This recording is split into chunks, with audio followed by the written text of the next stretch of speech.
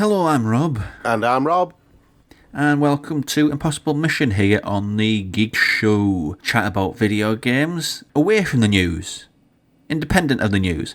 Yeah. This week, we are talking about, which sounds awfully heady when I describe it this way, but the future of games ownership. I kind of understand what you mean when you say the future of games ownership being a collector of games. Yeah, I mean, let's just there's some ground rules about what I mean by that. Yeah. 1, digital sales are up, really far up. Yeah. 2, streaming things like PlayStation Now, or whatever Microsoft Games Pass is, are very, very popular. Yeah.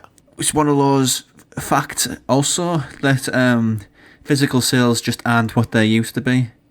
I mean, on the streaming side, Google Stadia, is it still a thing?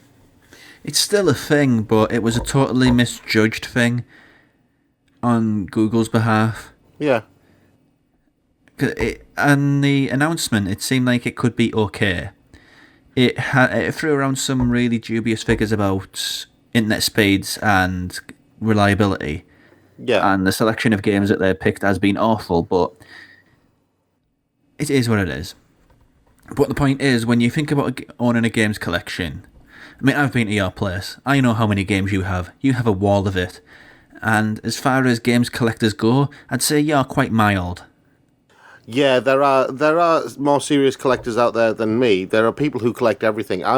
My collection is curated. I mainly collect adventures, RPGs, point-and-click stuff, and RTSs. Right, I don't go for third-person action adventures that often. I also collect horror games. A lot of horror games I have.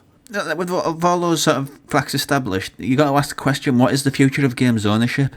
Because personally speaking, I don't think buying something off the digital store or subscribing to a service and having access, loaning it, renting it, whatever you want to word it, they're not ownership.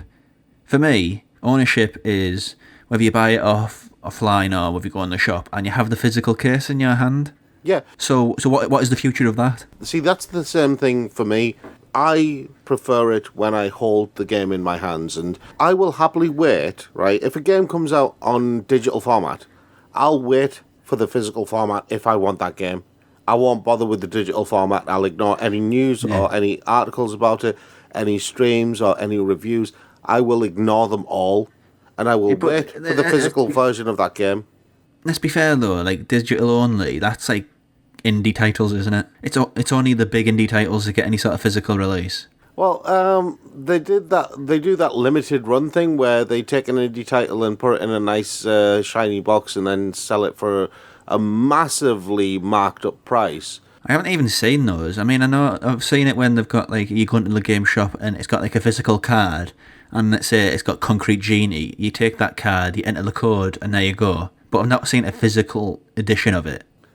Concrete Genie, I've seen physical editions of Concrete Genie, but limited run games is, they do all sorts of things for loads of different platforms. So you'll have PC and PS4 and Nintendo Switch and stuff like that, and they're pretty big these days.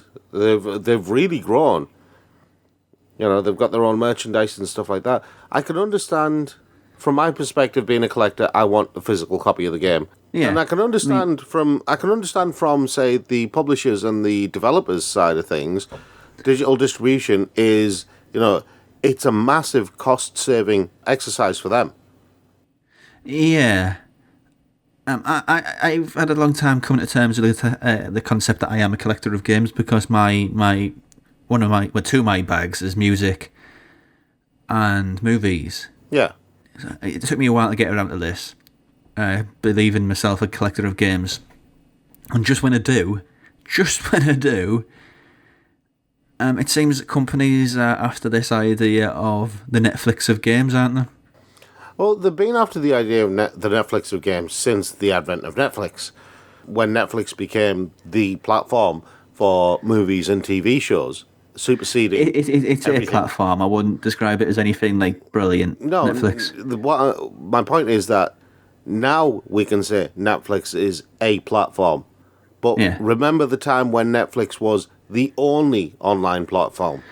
Didn't Netflix start as basically like a Blockbuster thing where you rent a video off them and you return it? You did it all through mail. And that's the thing. Netflix grew into this company that did digital distribution of movies and TV shows via streaming. And they pioneered the streaming service. Yes, we had stuff like BBC iPlayer and stuff like that, which was kind of in its fledgling state when Netflix appeared, but didn't really take off. Stuff like Amazon Prime wasn't really a thing when Netflix first appeared. Can I just say Amazon Prime is awful?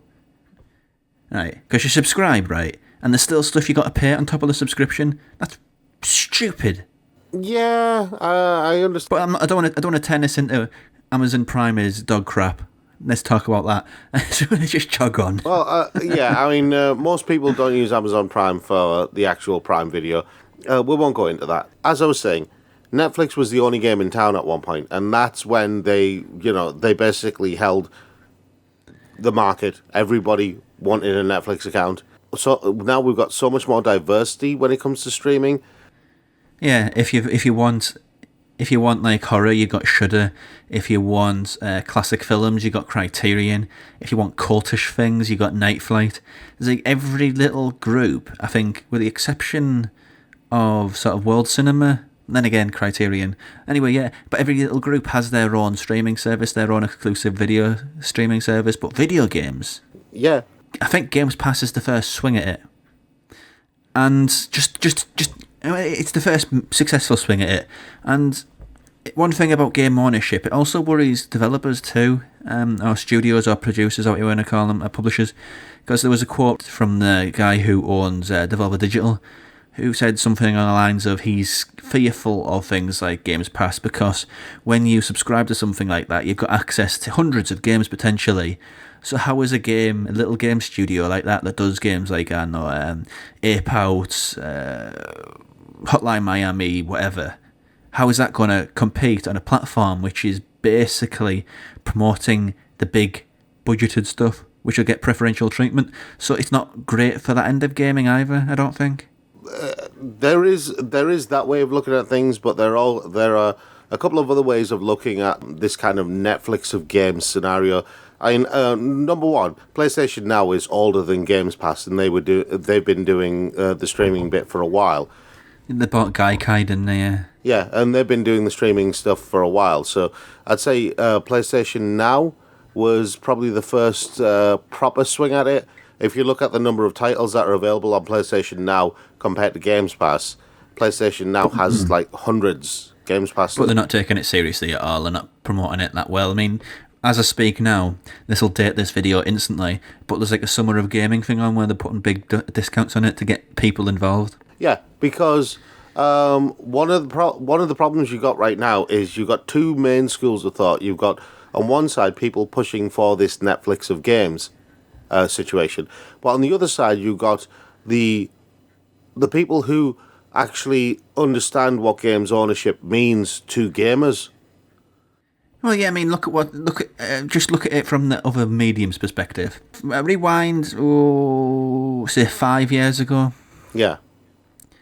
For music anyway, and everybody was saying streaming is the future, Spotify is the future, nobody buys CDs or whatever anymore.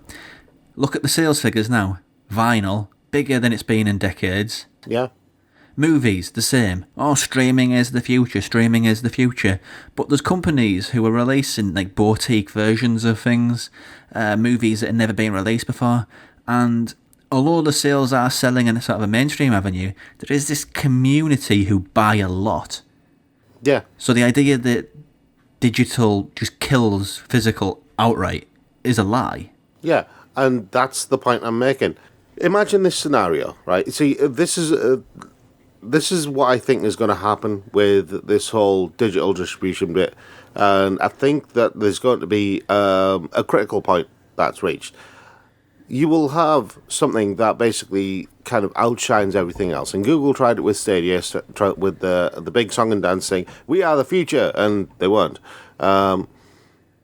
But then you're going to get this situation where somebody is going to actually find the solution. They're going to crack the system. They're going to find a way to get into the hearts and minds of gamers, and then that'll be it. That'll open the floodgates, and you'll have multiple different streaming services for video games coming out. But then you'll start getting the specializations, and I think that's where the key thing is.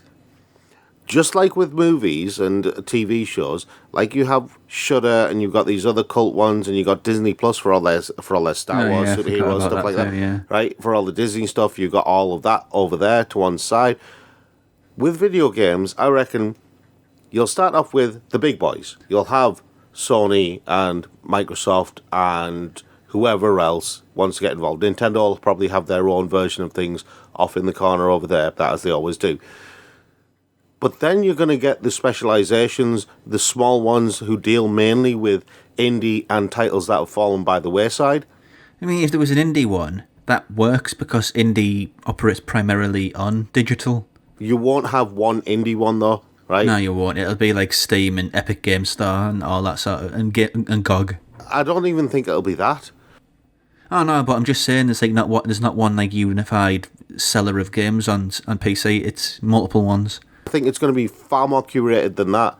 What you'll probably have, just like say, I'll use Shudder as an example. Shudder deals only with horror, yeah, dark fantasy, that sort of thing. And what you'll probably end up with for indie games, because the indie games market is so massive and so diverse, you will probably get a streaming service for video games, for indie video games, that only deals with horror or, action platformers or RPGs or, farming sims. And they will be compartmentalized like that. And that will be all that streaming service deals with. They won't deal with any other type of game except those types of game. Yeah, I mean, there's two perspectives to this.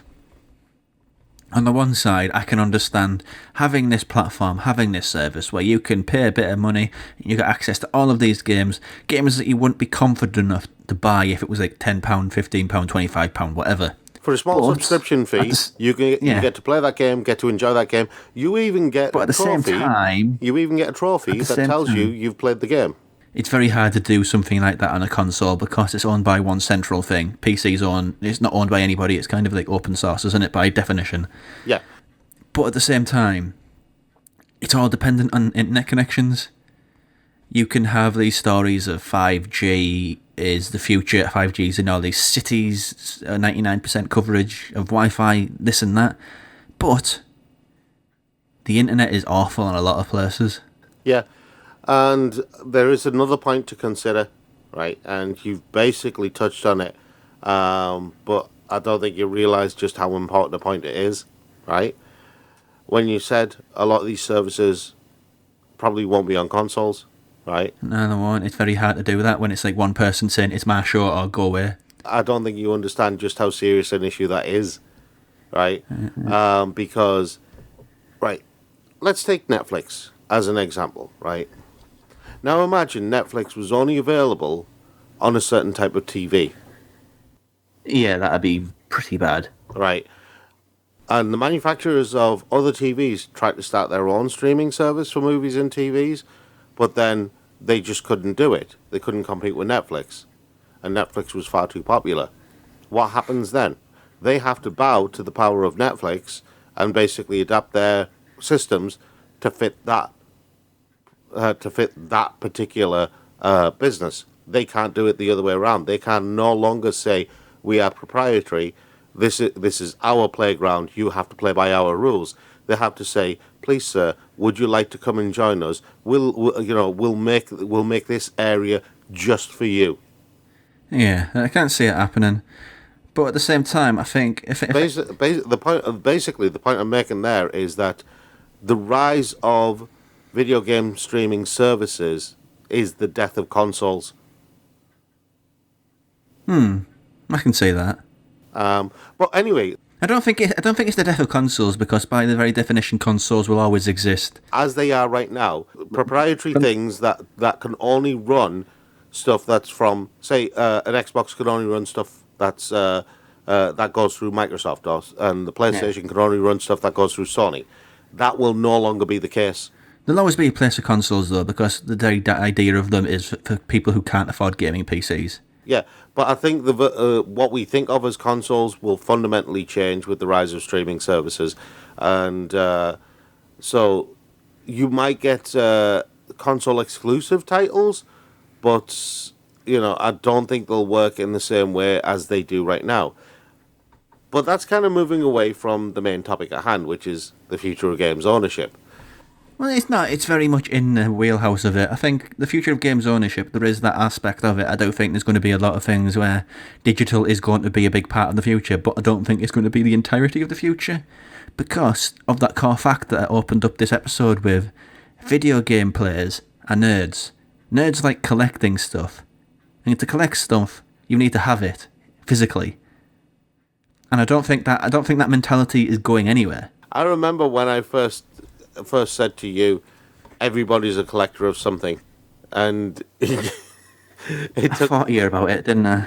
Yeah, you fought me tooth and nail about it. You're like, no, I don't collect anything. I don't collect anything. Yeah, because I was trying to be cooler than Lau at the time. I'm not a nerd. I collect video games. Nerd. And then I just go out to my CD collection and my movies and obscure movie collection, which is totally unnerdy. Yeah. Never mind the obscure movie collection. The obscure music collection. Yeah, my music collection has. Yeah, it's weird. Yeah, and I'm like, I have no idea which band you're talking about. Just before you turned up, I was listening to a British hip hop act called Strange You and their song Bulletproof Mustache. So there you go. There's a recommendation for you. That's an amazing name for a song. In fact, that would be an amazing name for a game. And on that, if somebody wants to make a game, probably Devolve the Digital, I think, to do a good Bulletproof Mustache video game. Oh god, best game ever. Bulletproof Mustache versus the beard that was evil. Yeah, and on that, if you've got any comments about the future of games ownership, comment below. Otherwise, subscribe, comment, like, click that notification bell, and we'll see you next time.